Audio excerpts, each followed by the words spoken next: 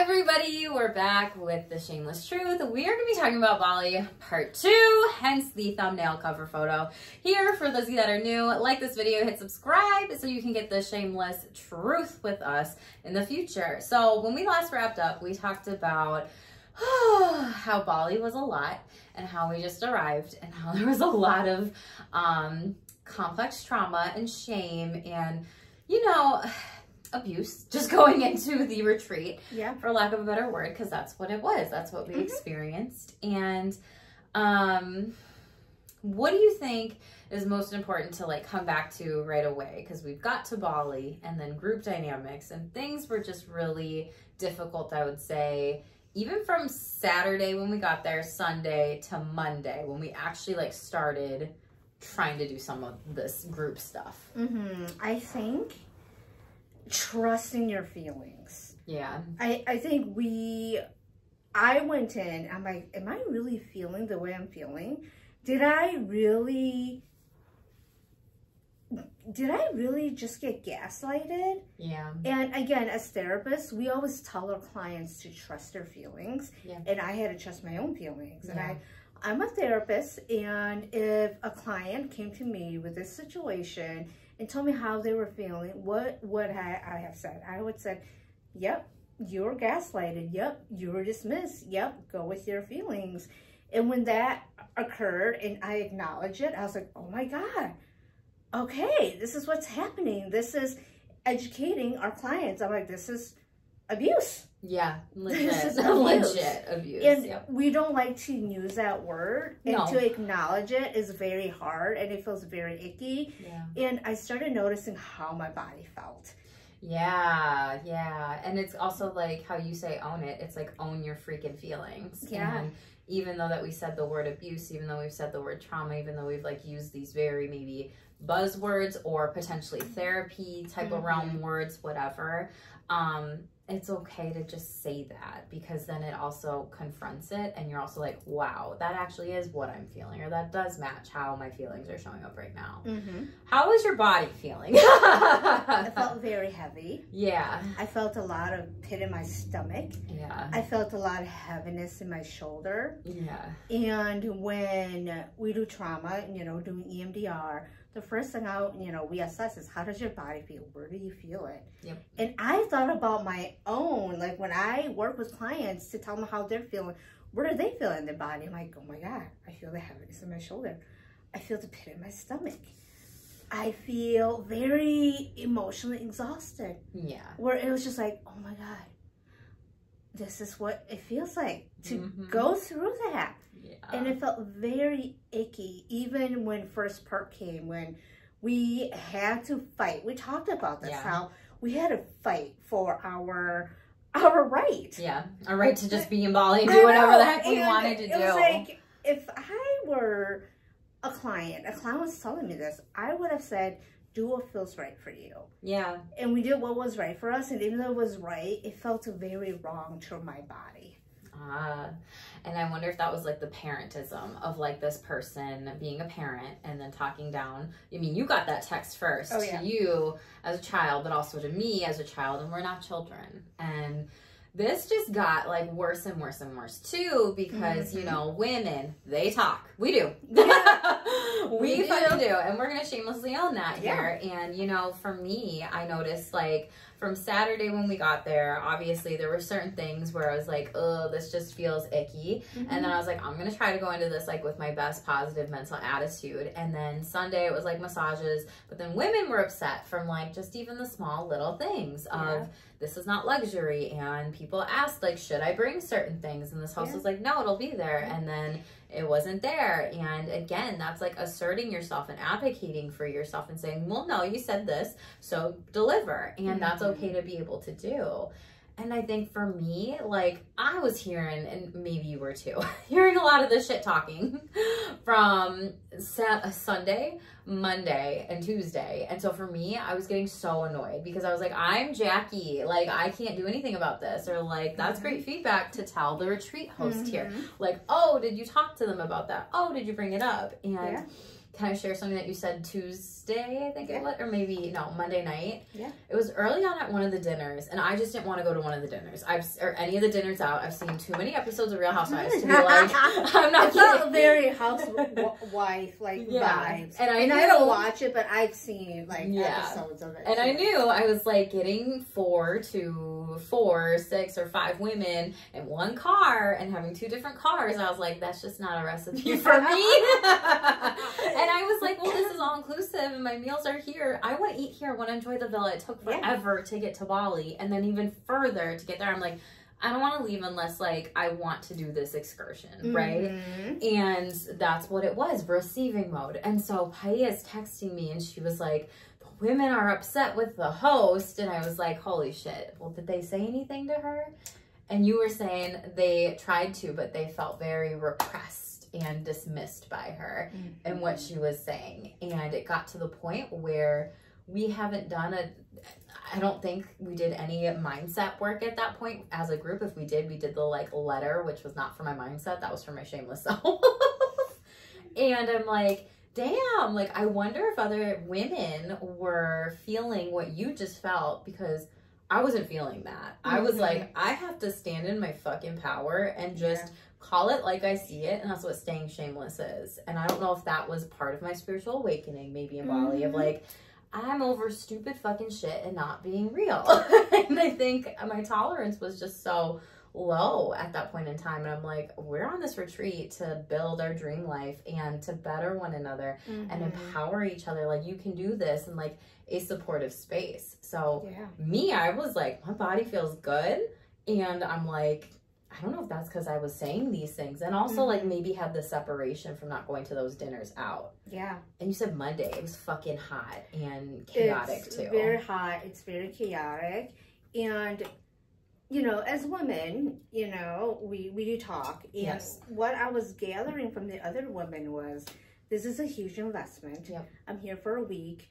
I am going to go with it, be positive. And if I have to suppress my negative feelings, I will do it for the week, because we spent a lot of money on this. This is a huge investment.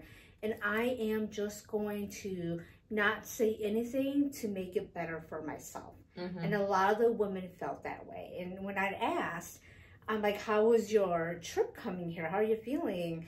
And a lot of them were like, you know, I kind of suppressed that. Now that you mention it, this and this and this happened, but I didn't want to think about it. Yep. And do you think that actually helped them? No. It did not. No, because it came up later then. It did. And I think, so, are we ready to share my big Real Housewife moment? Because I had one. You certainly did. I saw my mask come off, y'all. She's probably like, who is this person? I don't want to see her again when we go back to the United States. I was like, wow, who is this Jackie? I really did internally think, who is this Jackie? Yeah, because I don't do that. No, you don't. No. And so if it got to that point, that's when you know it's bad. Yeah. And so, and I even told you this, like, I've been dating my partner for 6, however many years, maybe 7. And he's seen that maybe 2 times. And if you know that you're seeing me to that point where, like, I have to get up and, like, physically leave the table and I'm getting sassy, then you know it's not good. Yeah. But I want to share the story from the morning, because it all kind of ties in a little bit. Yes, it does. You remember? The bat. Oh, yes, the bat. I was like, what happened? It ties in. I promise everybody I have a point. So I had I'm, 32 going on 92. I have a bedtime. Girl goes to bed early over here. I was up at 5:30 in the morning, and I'm just like, gathering like my eyesight, trying to look and see. And I'm like, what the fuck is that over there on my wall? Because like Buddha is sleeping with me from here. Sup, Buddha? And then like on this picture, I'm like, there's nothing on that wall. So what is that? Besides like a vent. There was like one of those circular vents, but I was like, that's not a circle. What is going on? And I see the light drive by from a freaking car at that morning, and it's this giant bat. No lie, like hanging there. It's not a little like nugget bat. No, it was like the mama freaking bat. So I was so freaking grateful. I slept with my hood that night. I was able to grab my fucking phone off the goddamn nightstand and be very stealthy. And I was like, oh my gosh, is anybody awake here? And what do? I have a bat in my room. And thank gosh for, I'll call her, I don't know if I should use her name or not, but you know who you are if you watch this. Thank gosh for the woman that texts back in the group chat. She's like, can you get out of your room? And I was like, well, my door is on that wall. I can try to go out the bathroom slider and see if like the shades, they were accordion, but they were up and bottom connected. So I was like, I might just be breaking some fucking shades and like jumping through here if I have to.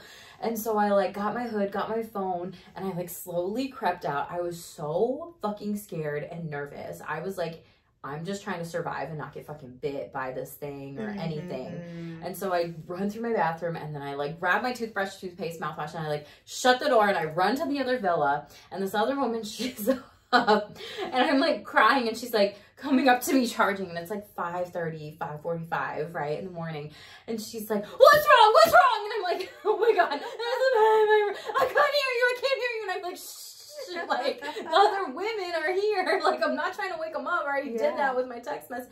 She's like, I can't hear you. I can't hear you. And I'm just like, shit, there's a bed in my room. And like, I'm hyperventilating because I'm so gosh damn scared in those moments. And luckily, the woman who texted comes out of her room and tells the other woman, because I'm like, shh.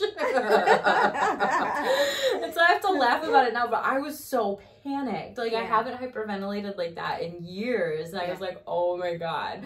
And so then this one gal tells the other gal what's going on, and the other gal's like, oh my God, we gotta go find the security guard. Like, we just had him here. And I was like, I need to go to the bathroom. I need to cry. I need to brush my teeth. I need to take a pee. Like, I need to chill.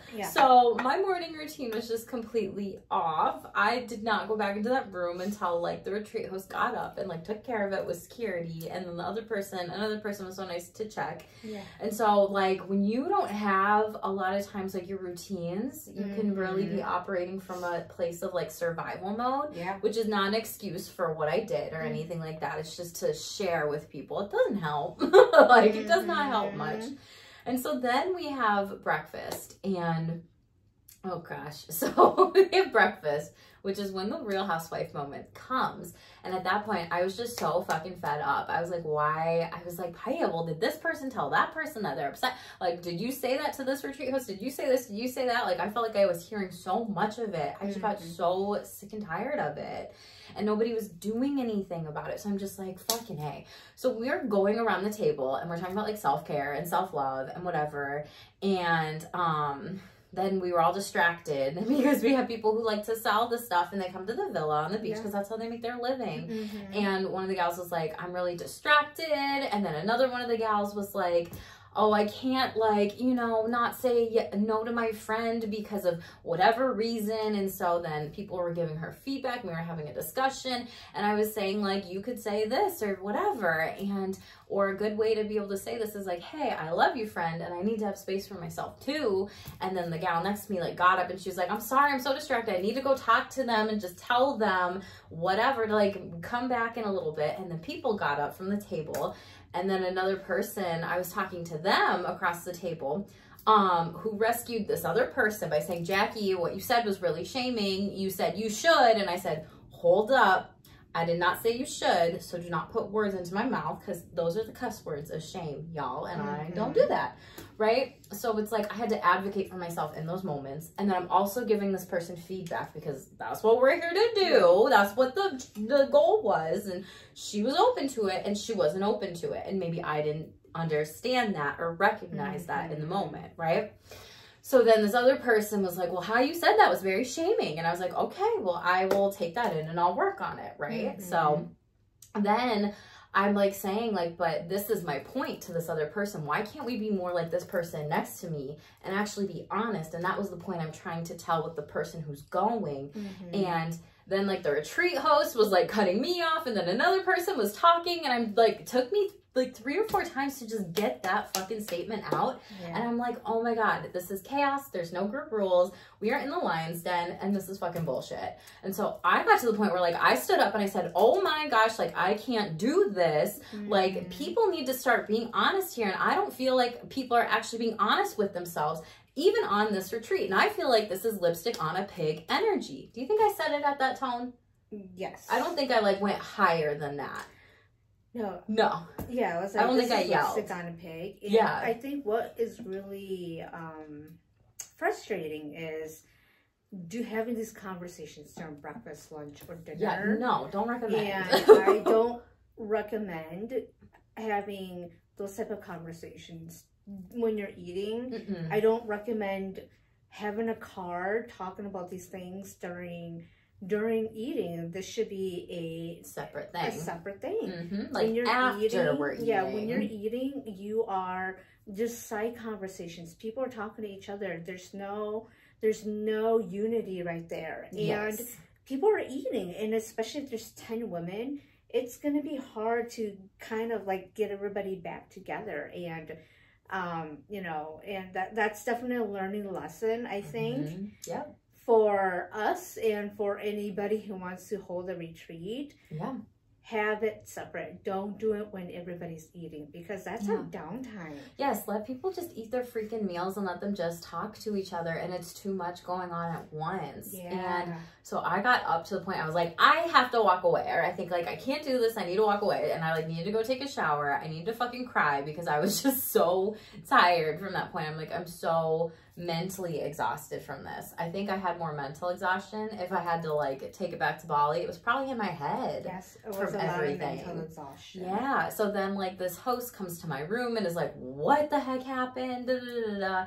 And I'm like talking to her for 2 hours, and I'm telling her how I felt gaslit by the message that you sent by Ia, and I don't like that you gaslit her. I don't like that you lied to us. I don't like that I'm being talked down to like a child here. I don't like that there's no group rules here. I don't like that the older women are speaking over the younger women, or trying to just cut us off or give us like advice when that's not what we're doing. And I just shared all these dynamics, and I really said, people are shit talking about you. And I give names, and I just said, you need to talk to these women because they are so upset and they are frustrated. And this is such an investment. And in so many different ways. And you know, I think she was hearing me. I don't think she was listening. I think it was, I'm going to say sorry, or I didn't realize I did that. Oh my gosh, sorry. Or, oh my gosh, this, oh my gosh, that. And I said, you know, I understand that you are really trying to make everything be perfect, and you're under a lot of stress. Like, I see how much you're doing outside of this stuff. So I don't want you to see I don't recognize it. And I said, I really think what you need to do is be able to have group feedback with this. Bring a pen and a paper. Don't interrupt people, and write this stuff down, because these are all valid concerns that every single woman here needs to be heard out about them. And then she was like, yeah, I think I'll do that, whatever. And then she said like, oh, I'll do one-on-ones. And so I think some people spoke up in the group, and some people did one-on-ones, and there was like a balance. And then some people didn't even speak up or didn't get one-on-ones. So it was just a shit show. And one of the things that she said, she was like, I want to do more of the workshop stuff too. And I was like, that's what I'm here for. That is what I am here for. And we're going to be leaving soon before you know it. And we're not even going to go into this stuff. And then I gave the feedback at the table. I was like, if you want to do retreats in the future, maybe put it in your copy of like, this is not a one-to-one retreat. Yes, you can learn from one-on-one conversations from each other. However, you will be expected to participate, not to the point of where you're uncomfortable, but this is a requirement if you want to grow, build your dream life, really an abundance life. And really, if we're doing these things, people want to hear from everybody. And that's the thing that I think her, you know, assistant-ish person, because it wasn't fully assistant, it was kind of participant, so I don't know. It was confusing.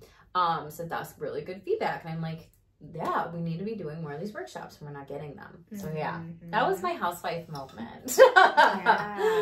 And I went back to the table and apologized for blowing it up later at lunch. And I said, I'm sorry, Poiab. I'm sorry to the other person who didn't get to go. And I said, I typically don't do that. So for me to do something like that just really lets you know like how I'm feeling very frustrated in these moments. And that's what I did. So I stayed shameless and owned it, even though it was not the best moment. So, like, what do you feel like you learned from that moment? Stand in your fucking power and speak your goddamn truth. Because I think, for me, I probably looked like a bitch. I probably got labeled. I probably looked like a young person. I probably looked immature. I probably looked like a fucking idiot. But I said to another woman there who was older, she said, what you did was great. It was courageous. You really modeled self-care and what you needed. And I said, I looked like a fucking idiot. And she said, no, you didn't. You did what you had to and da-da-da-da. And I'm like, here's the thing. I need all of you to participate and look like a fucking idiot with me, though, on this retreat and be vulnerable and say what you're saying to this host, but also like in these group settings, because I don't feel like we've done that as much. We've done it in one-on-one or 3 or 4 people side conversations, but not like as a full group, and it threw off the dynamic. So, you know, being shameless and owning it sometimes means looking like an idiot. Nice reframe on that. Being real. Just being real about it. And you're gonna look like the villain. Sometimes it's about being the villain. Like, you feel like you're the hero and everybody else is like, wow, you're the villain. I think for me, spiritually, I didn't look like a villain and I didn't look like a hero and I was not a victim. I just take that spiritual stance of like, I'm co-creating my destiny being here in these moments. So this is the co-creator. And if someone else wants to like ascribe those labels to me, fine. Let them. For me though, I'm like, I'm the co-creator. And if I want, you know, these things bad enough, I have to speak up for it. You know, it's like you're able to own that, and a lot of people who I feel that have done their work, one of them like, oh my God, I was like the bad person. I did this, I did that. And because you've worked really hard on yourself, you know who you are.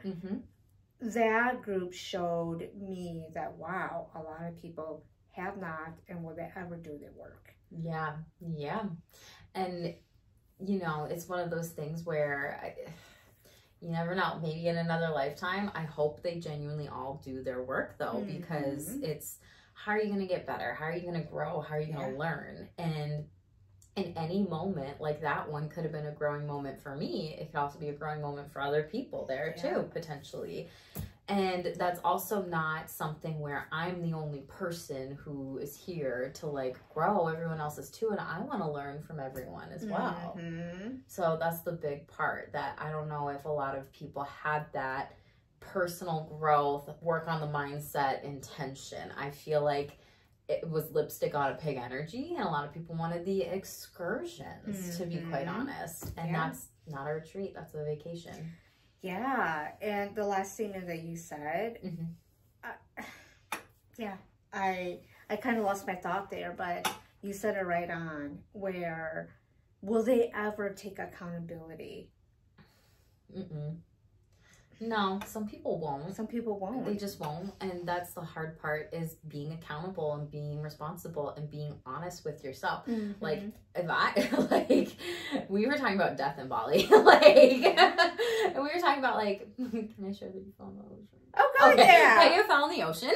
And I did. And we were talking, like, there was conversations about death between Pai and I, but then there was also, like, conversations about just death between people. And I'm like, if I fucking died in Bali, like, I would be happy with myself. If I had died and that was like my last speaking like words or whatever, and I like went to jump in the ocean and I don't know, a dolphin took me away, okay. At least I died being honest with myself. And I can look myself in the mirror. A lot of those people that were there cannot. And they were afraid of death. Yes, like, and they were afraid of death, some of them. They were just like, I'm not ready. And you and I jokingly, and we were also real. I said, you know what? If I'm going to die, I might as well die in the Bali waters. What a beautiful place. What a beautiful place. I said I would have been pissed if I had died in the Mississippi River. I would have been like, F that. If it was in Bali, you know what? I'm here. I came here to these waters. And if I get saved by dolphins or sea turtles, yay. And somebody said, oh, you're like Moana. I was that older millennial, like Moana out with lots of, you know, trauma. And I'll be like, just let me go, animals. Just let me be in the water.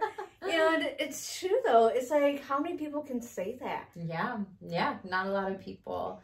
And so it's sad because sometimes, and I'll tell like lots of people that I've worked with this, and I could imagine that you have too, but if you haven't, tell me F off. That you really have to pick and choose your battles. I think I was at the point where I was just like, I need to freaking battle this because this is just so frustrating. And I know I'm not the only person here. And if I have to look at myself in the mirror every single day, waking up, being in Bali, and then every single day after that, being home, and I could be complaining about it after or whatever, but I didn't do anything about it, I don't get that right to complain. No, like I don't play that. And so I think that's one of the biggest things with it. But yeah, there was a lot of conversations about death and dying. Should we get into the other part of it with that? Yeah, I went there because I got sick, and so I took the day to really rest and take care of myself. And so because I wasn't there, I didn't have to participate in the continuation of what you were in. Yeah, her body was looking out for her. I was like, we're gonna make you sick, and we're gonna. So I had a terrible stomach ache. So the food is good, but some days it just did not sit right with me, and so that day it did not sit right with me, and so I really just took care of myself that day. Yeah. And it's like with traveling too, it's like you have to be able to let your body adjust to the food, and I feel like that potentially takes a solid month because it's so different than what you're accustomed to and where you're from and whatever. And it's also good to be like able to just take the time for yourself. Like me being able to be by myself at the villa at night was actually really nice, except like if there was like one other person or only like a small group of people, like three of us, like you and me and another person were there one night. We were talking about how you always fall and, like your stories and stuff, and it was really fun. It's not makeup either. It's all real. Anybody who knows me, they're like, yep, that's her. That's on brand. That's her. And so it was just really nice to like also take care of myself. And I just want to like shamelessly share, like, take care of yourself when you are on a retreat and say no to the things if you don't want to do them. And that was me being shameless and staying shameless. People would question me, why aren't you coming? Why are you doing this? Why are you doing that? I'm like, I'm all good. Like, leave me alone. And then when Poiab got sick, everyone was like, oh, that's so good. I'm like, what the fuck, bitches? Y'all suck. Like, don't talk to me anymore. Like, I mean, that's my cancer, like, pictures coming up. But I was like, really? Like, am I in the Twilight Zone? Like, I thought we were supposed to talk about self-care and self-love, and how do you not get that what I'm also doing is self-care? Yeah. So it's like that point of what you said of people interrupting and not listening. People don't even identify or recognize that. But anyway, so it was either the same day or the next day, and we finally get into like a group mindset thing. And this whole group, it was supposed to be set up about like your fears and everything like that. This was not and this was supposed to be coaching. And so again, therapy, you process stuff about the past, you bring things up previously that really can make you nervous or scared, or it's like really deep, vulnerable, like shit. Like it's the deep dive of the ocean, like we're going there kind of energy. Coaching is a lot more like, heck yeah, Poiab, do it. Like, go. Like, let's go. This. Like, what's the plan? What's the play? How are we moving forward, bae? Like, and like encouraging the person, and also like if they want it, feedback for that, right? And so we had this setup of like, we're gonna talk about fears, and like we're gonna write down fears, and then we're gonna either reframe the fear, or we're gonna tell ourselves better mantras or quotes or affirmations or whatever. And so this directions, first off, it took like 5 minutes, and I'm an auditory learner, and I would like to think I'm a smart person, and it was hard for me to pick up on this. So retreat hosts have freaking directions like written out if like you are not that great of a speaker, is what I will say, or a direction giver. And someone else gave the directions. I'm like, okay, cool, I'm gonna write this up. And I was done in like 2 minutes of writing this stuff. And so what I did was I wrote my fear, then what, like 5 times total, and then 5 reframes, which is just, for those that don't know, like things that you can tell yourself that combat those thoughts, or how do I just make this situation feel a little bit better or more neutral or more positive. And I was like, cool, I'm going to the pool. Because, like, there was 20 minutes that she gave us to, like, spread out and do whatever, right? So you're saying you do not need the 20 minutes to reframe your fears then? No, because I've been working on these fears for years. Mm-hmm. No.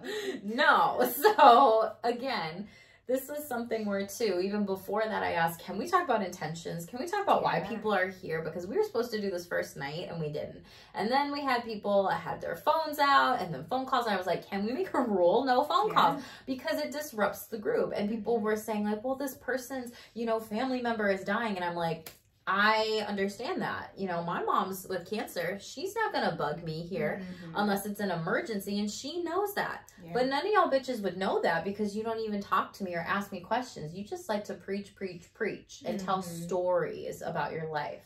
And that's what we're not here to do. We're here to grow. So, another person like advocated and was like, yeah, you're right though. Like, it does disrupt the group. And I was like, fucking thank you. Like, for saying that.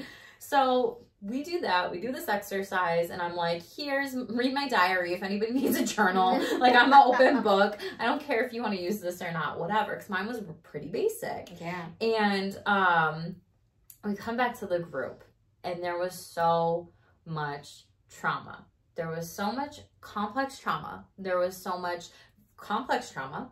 There was so much abuse that was discussed, potential things that could happen, as well as death, dying, grief, loss, and relationships, and some different types of things here. And I was like, what the fuck? I'm like, what is this? Yeah, you're like, did we hear the same directions? Yeah, I'm like, again, am I in the Twilight Zone? Because with some things that were said in this group, they were more appropriate for therapy than coaching. And being a therapist at this retreat, and this person being a tester and a coach, and maybe, I don't know if they do therapy or not, I really don't, this group was not for that. That's not what I signed up for. And so, before you know it, you have people sharing very dark things, and I'm just like, what the actual F? And then the next person goes and they're like sharing something, you know, light and airy and whatever. I'm like, that's coaching. Yeah. Then the next person goes and it's about death. That's therapy. The next person goes, it's about death. The next person goes and it's about their trauma of, you know, all these different things. And then I was like, well, holy fucking shit, we're all singing Kumbaya, but actually crying in a circle here. So I'm like, cool, I guess I have to go back into where this fear came from and tell my story a little bit. And I like started crying because I just said, I respect everything that all of you say as moms and stuff and whatever.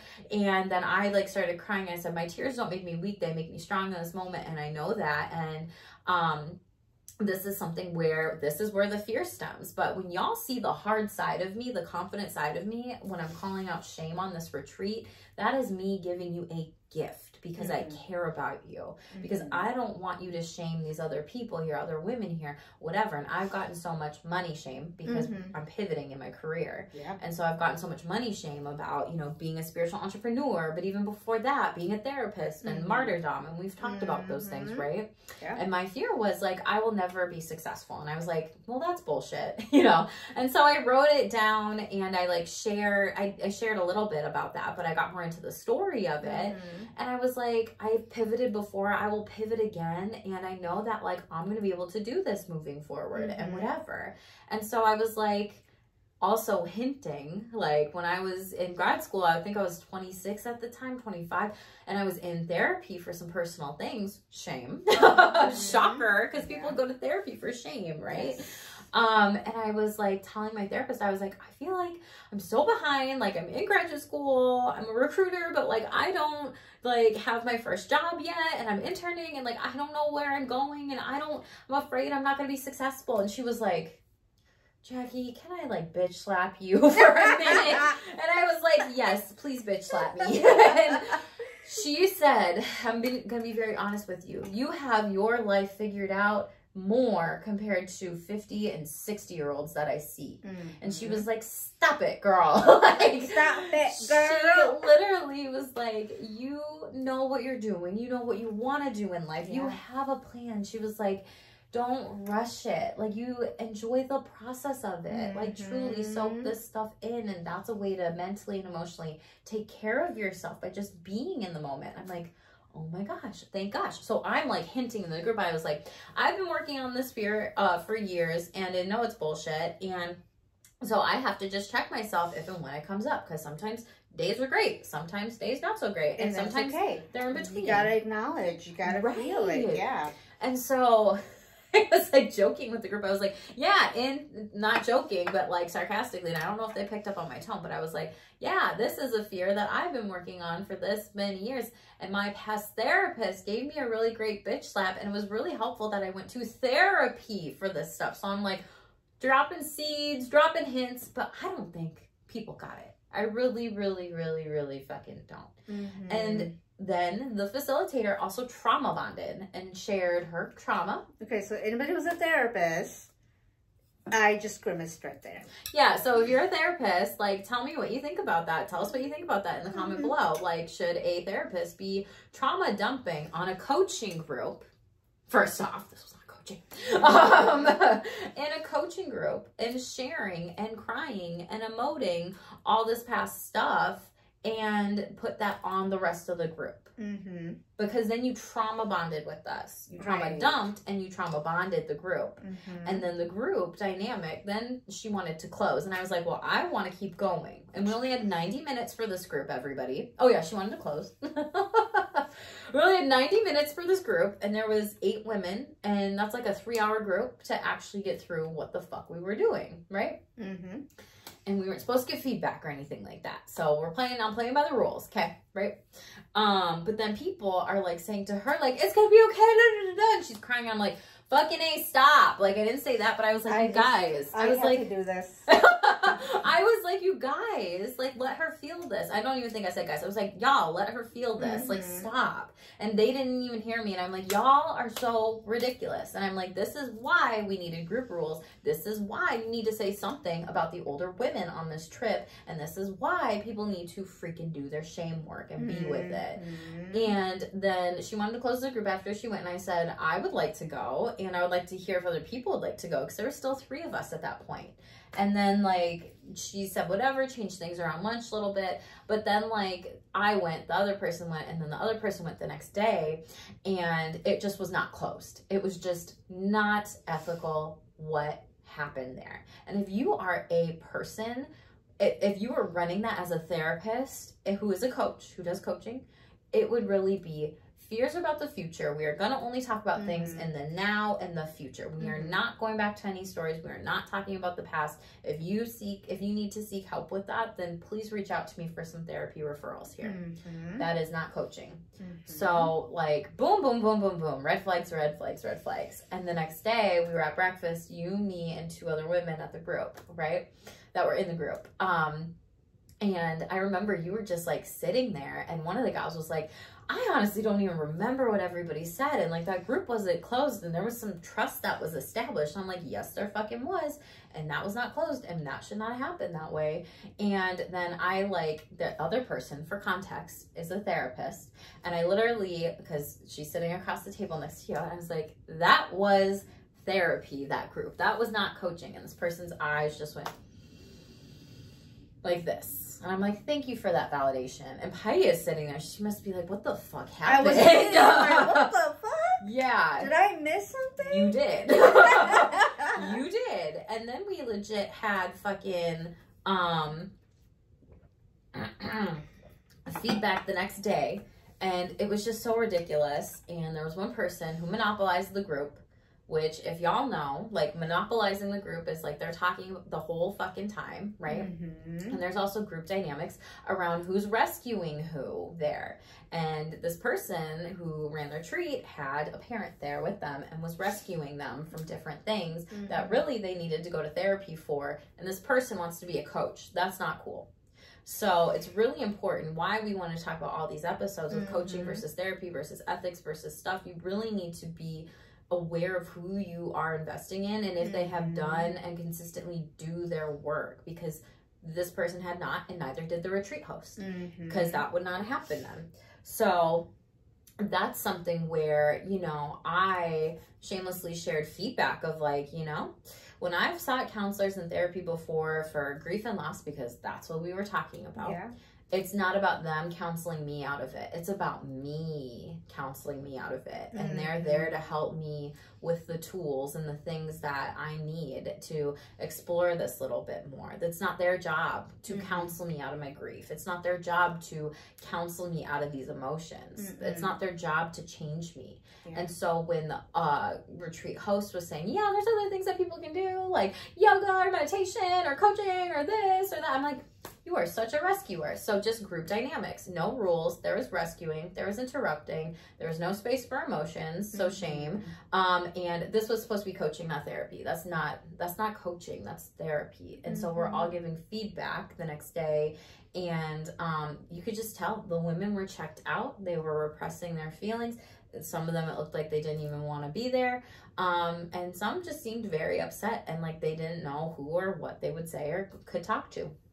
And I'm just like, I've read enough and learned enough to know that repressing my feelings is not good. And if I don't say something to someone, then like, I'm going to regret it later and I'm going to hold on to that later. And that's not good. That's not for me to hold on to. So that's what you missed out on. I think I was swimming during the second group. So I was just kind of swimming. How lovely. Yeah, it was very lovely. It was very lovely to really just take care of myself. And I remember when you told me, I laughed because I was like, in shock laugh. I was like, is this serious? I was like, wow. And I remember, if you're okay with me sharing, we said, wow, this explains a lot. Yes. This explains a lot about the retreat host and the dynamics and just the interactions and the reactions that we see and how it came about us. It's like, oh, wow, okay. And so that's why when I said it was a lot of unveiling, masking, unveiling. Yeah, it absolutely fucking was. And when I'm like sharing this stuff later with you, like I remember I asked you, like, did you think it was going to be this bad? And Poiab, like, if you see her facial expression, they're very micro, and mine is like macro. Like, you can probably see it in Bali, everybody, if you're watching from there. But like, for her to react and be like, she's a twitch when she reacts, and I love it because I'm like, finally, she's reacting at something. I would say for the most part, I am a very unbothered person. Yeah. I've learned to not be bothered anymore, and so when I hear things, I'm like, whoa, what the hell? It's extreme. It's very extreme. My micros are very extreme. Yeah. And you had said to me, like, I thought it was going to be bad. I didn't think it was going to be this bad. This is stuff where when we talk to our clients as therapists, we tell them, at least I tell them, I don't know what you tell them, like if you have a problem with that person, talk to them about it, which is what I wanted to do anyway. And if they're not changing, they're not listening, and they're not doing something different, and they might be harming the relationship with you therapeutically, you can always write them up in a letter to their board. And so I would not be surprised if like people did that from this experience because of just how traumatizing it was. And it's like one of the things where you do more harm than good. And when you're the client and you're a therapist and you know these things, Poiab and I were like, we have to do an episode about this because it just doesn't feel right for us to not share this information. And you know, this is an extreme case is what I would say. This is not the norm typically at all. And you know, I think it's also about like, yes, I'm very emotional, I'm very animated, I'm very out there. That's just how I shamelessly show up, is like, okay, I know. Most of my laughter is not at you. No. It's how you present yourself. Because I'm funny. I know. Where you're just like, I know. I'm just like laughing at how you present it, and it's not the content that I'm laughing at. No, I know that. Yeah, people laugh at me when I turn that pain into like a pleasurable story, and I make people laugh, and people have been like, "Oh my God, what's your Mercury in your birth chart? Because you're hilarious." And I'm like, "Thank you." And damn, I I love that I can, but that's a way of alchemizing the energy too, is laughing through it. So yeah, this is one of those things too, where I shared with, and you did too, about how there were so many things that were just so unethical. And some women there who are not therapists really did want to learn about that. Yeah. And they were like, are you serious? And you're like, yes, none of this should have happened. And besides the two of us, there's another person who is a therapist. We're not Psych Ds. No. We are masters. Yeah. And correct me if I'm wrong, I feel like masters were more one-on-one. With the Psych Ds, depending on what their specialty is, a lot of them do more assessments. I agree. And so because we do more of the one-on-one, I think we see and hear a lot more than a typical assessor. And again, a tester. Yep. If you're a Psych D and you do one-on-one, great. Yeah, shout out to you. Yeah, shout out to you. I feel that we get the human emotion. We do. I think we work with people more for longer because we aren't testers, and testers sometimes, depending on where people go, what they do, like it can be done in a couple short sessions, not short, depending, but like they only have so much time to explain the results. Some people don't even explain testing results, and some people, they do a general like interview with what the person's going through, and that could be, I think, 60 minutes. I don't know, maybe 90, depending on it depends on what kind of psychological testing, and it's very straightforward. Yes. It's like, these are the results. It's very straightforward. Yes. And with human emotions, it's not straightforward. No, not at all. And with testing, what's really hard sometimes is then when I've gotten clients coming back from testing, they're like, they didn't even explain it to me. And I think that's where some testers out there, not all of you, lack the people skills. And I think that is something that then clients get frustrated, and then they expect us to interpret the results when that's not our job. Like, we can be like, I can read the results. Yeah. And that's all I really know. Yeah, I probably know as much as you do. Yeah, and it's like, we can encourage them to then go back and advocate, because testers also need to share that information.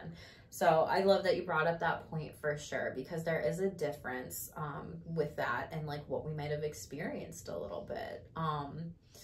So yeah, we had that group and then the feedback group, and it was not coaching. No. It was not coaching. And I was listening to The Attractor Factor by Dr. Joe Vitale. And it was this one day, like Pai and I, we didn't even like get to see each other, I feel like, for a while at the retreat. And Pai was like, how is it? I was like, I can't even like say, I'm still processing this. Like, I can't even tell you, or I can't even like say it here, I feel like, because it's just so absurd. And then I was like saying to Pai, I was like, okay, I'm listening to this book from Dr. Joe Vitale. It has some good reflection questions. Like, do you want to listen to it with me? If you don't, great. If you do, great, whatever. And she was like, sure. And so then we went and we sat out by like the water under this little canopy thing. We were probably there for like an hour, hour and a half, and we're going through these questions, and they're in my notebook right there. They're really like, what do you want in your life? Well, how do you want it? Like, and definitely more so manifestation and really reflection and personal growth and different stuff. And so we're pausing and playing the book. And by the third questions, Pai is like, can I say what you said? Yeah. I feel like this is the most mindset work we've actually done out here. Yeah. I'm like, this is from a book. How sad is that?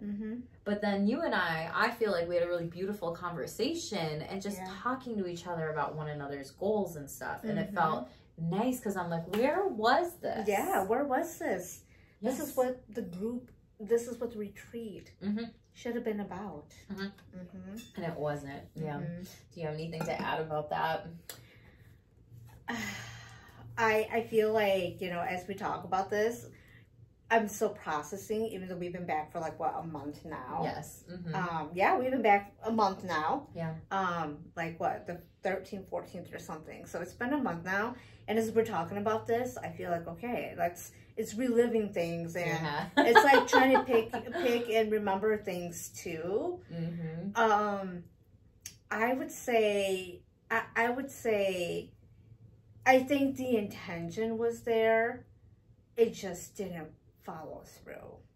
Which part? Like, I think... Or what intention? The intention of, okay, this is what it is, but this is what it's supposed to be, but it just didn't follow through. It didn't land. It didn't land. It didn't land, and the feedback I gave was, this is a huge investment for a lot of people. And as a retreat host, I gave the feedback, you know, it probably is good to really assess and see if the right people are in this group. Especially when we talked about like therapy versus coaching, and it's like, where are you in this process? And the feedback goes, oh, okay, yeah, that would be something good. And it's like, yeah, you're investing. Like, you and I meet with clients before we take them on. Yes. To see if we're a good fit for them, and if they are a good fit for us, and if we are a good fit for them. And we are private pay, and this is an investment. And if you're a retreat host and you want to share, maybe meet before and say, you know, is this the right group for you, or is therapy or something else that needs to be worked on before investing in this? Because I don't want to scam people. Yeah. I don't want to scam people. I don't want to scam people. And even if it was like 1,000 or, you know, 2,000, I would still meet with them and say, you know, this is what this group is about. Is this a good fit for you? Are you a good fit for us? Am I a good fit for you? Because I want this to be a good experience for you too. And I love that you shared that feedback, because it's so true. And it just shows like the different types of levels that people might be at, like subconsciously, emotionally, mentally. And maybe I think for someone like me, I didn't have time for that. And because of that, I think I triggered people. Because even at the end, when we had that validation circle, I was like, oh, I don't need that. And that other person was like, well, it's just because of blah, blah, blah, blah. And I'm like, yeah, I know. I don't need that. And like over explaining is also a form of like trauma and trauma symptoms. I don't know if that person has trauma or not. I'm like, did this person not listen to me or hear me? Like, I don't need that. I can validate myself here. And so I thought I was going to get that same kind of energy match or level. And I don't know if I really did from the whole group. And with the part of it too, you said something else. You said the retreats, the assessing, the talking, and not scamming people. Do you feel like you got scammed? I did. Yeah, I do too. I did. And again, I don't regret Bali at all. I love it. I would definitely go again. And I just feel that the experience of the retreat, if I gotten what I invested in and out, it would have been worth it. But it's like, what did I get? I got like, you know, we joked, trauma. I made you to traumatize me. Yeah. It was like trauma in our bodies. Like even now as we're talking, my body's a lot more relaxed now. But for like the first 2 weeks coming back, I was like... Yeah, I was a zombie. I was a zombie, almost like numb. And I just needed to rest. I just needed to process. And people wanted to hear the story. And I just had to think, how much energy do I have to tell? And I'm a very summarizing person. Bullets, I'm a very bulletproof person. I'm a summarize, and even that, people are like, wow. And so, investing, it's so important to invest in yourself. And what I learned was to really reframe this experience, even though we are here talking about what happened to us. I still have no regrets. And I think learning that, you know what, I can do these things. Yeah. I can do these things. Yeah, so life lesson from Bali, what you learned is reframing. I can do this too, and I would throw a better retreat and I wouldn't scam people out of their money. Yeah. I think one of the things that I learned from Bali was like legit, just learning for myself, stay shameless, like speak the fuck up. And I think one of the biggest things is stand in your power, because people want to think, oh, I don't have power, darling, or oh, I can't do this, oh, I can't do that. And it's like, yes, you fucking can. You can. It's not that you can't, it's that you won't. So like check yourself, check your excuses, and freaking own it. And check when you have your Real Housewives moments and own it. Like truly, like that's what staying shameless is. It's just being honest with yourself and being honest with others, and knowing that you are powerful. And if you don't like what's going on in your situation, yes, you do have the power to change it. Like, yes. And I know some people might be like, well, not if I'm like psychologically safety isn't there. Yes, I get that. And that's not the type of things that we're talking about here. This was meant to be a space where we could have that safe space, and we didn't have that psychological safety a lot for some of the people. However, that also doesn't say like you should have to be a soldier, fall in line and repress your emotions. Like I didn't, how come y'all are doing it, right? Or certain people or things. And I think sometimes when people get triggered, they don't realize they might be triggered, and then they don't realize, wow, I'm going to use this defense mechanism and just fall back rather than fall forward and like try. If I fall on my face, great, I learn from it and I get the fuck back up, which is reframing the situation, right? So my biggest life lesson was don't do therapy anymore, because I saw how much work some of these women needed. If y'all are watching it, you do. And I don't care if you're triggered by me saying that. And I have work to do too as well. And the thing is, acknowledging that you have work to do is the difference. Yes. And the thing is, I think some people will have, you know, all the stuff in life, all the things in life, but you aren't actually happy with yourself if you're not standing up for yourself, if you're not staying shameless, and you're not doing what is right for you, you have nothing in this world. No. And I think because I do that, I have everything in this world. And people don't understand that. And that might be a very spiritual like stance that I take on it potentially. And I think a lot of people there didn't get that either, because I'm a very old soul. And so people will look at me and be like, she's so young and misjudge me. Yeah. And then, a lot of people did. Yes, and a lot of people did. And so I'm just like, yeah, this is interesting. And it's just interesting the conversations that came up. And I was like, none of this stuff matters. I'm like, you know, these labels don't matter. These excursions don't matter. These things don't matter, which is also like when you're going through a spiritual awakening will come up. Your ego will die. Your ego will die and then die and die and die again more in the future. And that was one of those moments. I'm like, none of this matters. Like these people here realize none of this matters. What matters is how we are treating each other, even at this retreat. And how we are learning from one another and how we are actually implementing that moving forward, but as a group, because we weren't here to do this shit one-on-one. I was here to do this as a group. Yeah. And I also learned to check my energy more. That's a big one. Yeah, perfectly said. I feel like that whole trip was people unveiling themselves.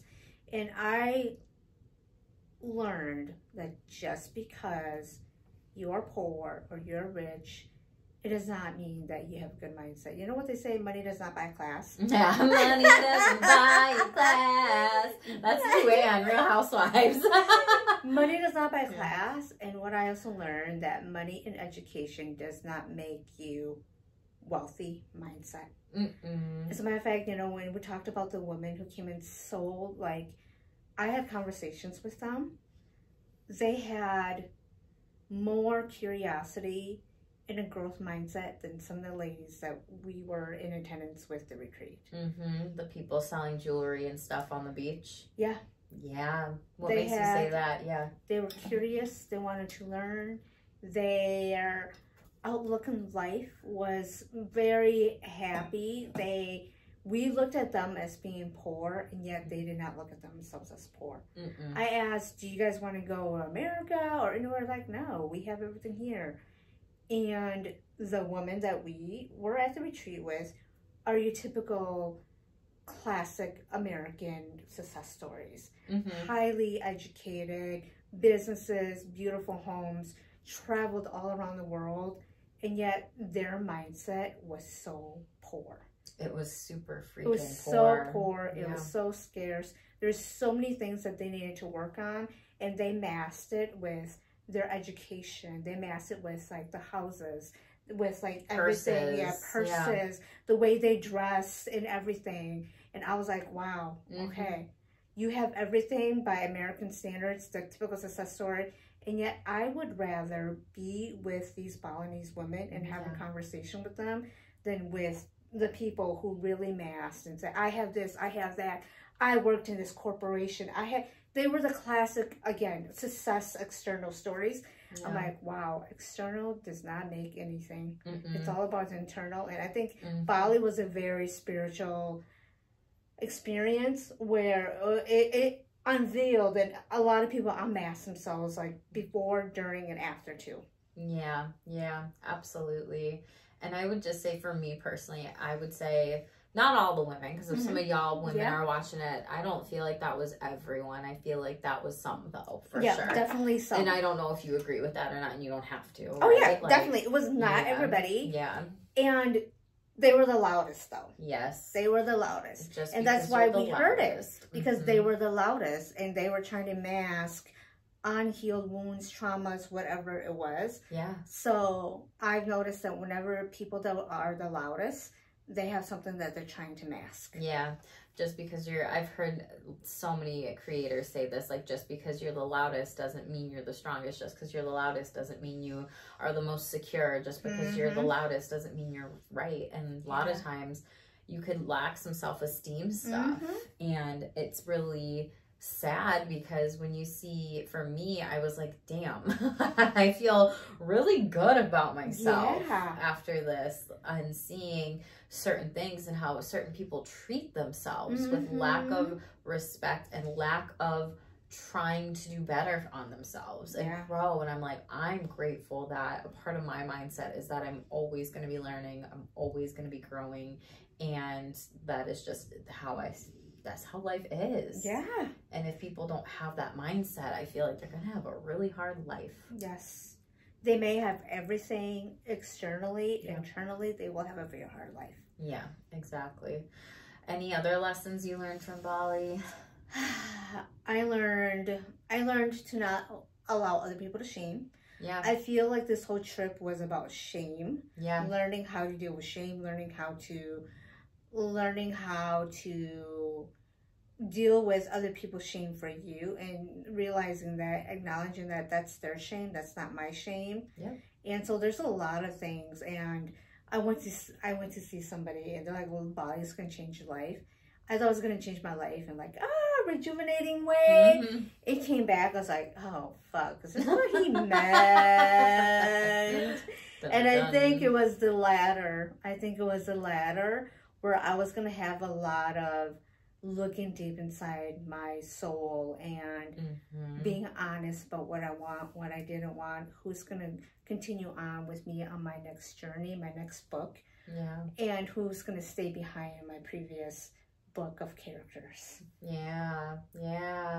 I love that, and it's so true. And I think it's when you're growing and you're evolving, it's like people have to also choose to grow and evolve with you too. Otherwise, you're not going to tolerate some of They're that going to stay behind in the previous book. Right. And like, if they can't, get in the same book or on the same page as you and with you, then it's also going to show them like, wow, I have some work to do. Or they may not ever recognize that. Or if they ask you, how come we don't talk anymore, hang out anymore? And they actually want to hear what you have to say. Yeah. That's going to be super revealing and unmasking them. Yeah. And some people are not ready to hear that shameless truth, which also sucks. That's why a lot of relationships don't always work out sometimes. And that's okay. And as long as like people are willing to work on it together, any type of relationship. Yep, any type of relationship. That's all that really matters, and change it, you know? Yeah. So we've talked about Bali. We've talked about my shit show, Real Housewives moment. We talked about trauma and how there's things with therapy versus coaching. Be very mindful of that, is what I will say moving forward. And even if you are a coach that's not a therapist and it feels like things are getting out of hand or too deep on retreats and stuff, then always, always, always consult with a therapist who does coaching. Please, thank you so much. Please do not do any harm than good. Therapist, same goes for you, boo. The other thing that you said, I had one last thought and I'm forgetting it. That's okay. If it comes back, it comes back. If it doesn't, it doesn't. But do you want to share what our grand finale episode will be when it comes to this book, so people hit subscribe and you see the next one? Do you want to tell them? Yeah, so Jack and I talked about Bali, how it changed us, and how everybody's like, you're going to come back changed. And we did. We came back changed. And we are deciding for a season finale, that we are no longer going to do therapy. And we're going to talk about why. Yeah, we're going to talk about why, and it's shameless. We're owning it. And so, yeah, by the time you see that episode, it would be 2025. Yeah, so brand new year and everything. Yeah. So make sure that, you know, if any of you are like struggling with shame or other people are shaming you, I have lots of videos on my channel now by the time this episode is out. So go back and watch those videos and always, always, always advocate for yourself, speak up for yourself, hold those boundaries, shamelessly communicate, and just always check your defenses and always evolve. Like, we're never done growing. Okay. So any final thoughts? We'll be good. I'm glad we did this episode. You and I talked about this. We were like, we need to do this. And this is our way of processing what happened to us and to really reflect and also educate to anybody else who may be going through this, who wants to do retreats. This is very much, it's not a shit talking episode. It's a very reflective and educational episode. I couldn't have said it better myself. I absolutely love that. Well, as always, this is a shameless truth. Like this video, drop a comment down below if you have questions. Be nice. It's shameless. And make sure to leave us a heart, because this was a hard episode for us to just share and talk about too. When it comes to all the things and what we endured, of course, not a shit talking episode, just being able to share our authentic lived experiences with this. So as always, stay shameless. Own it.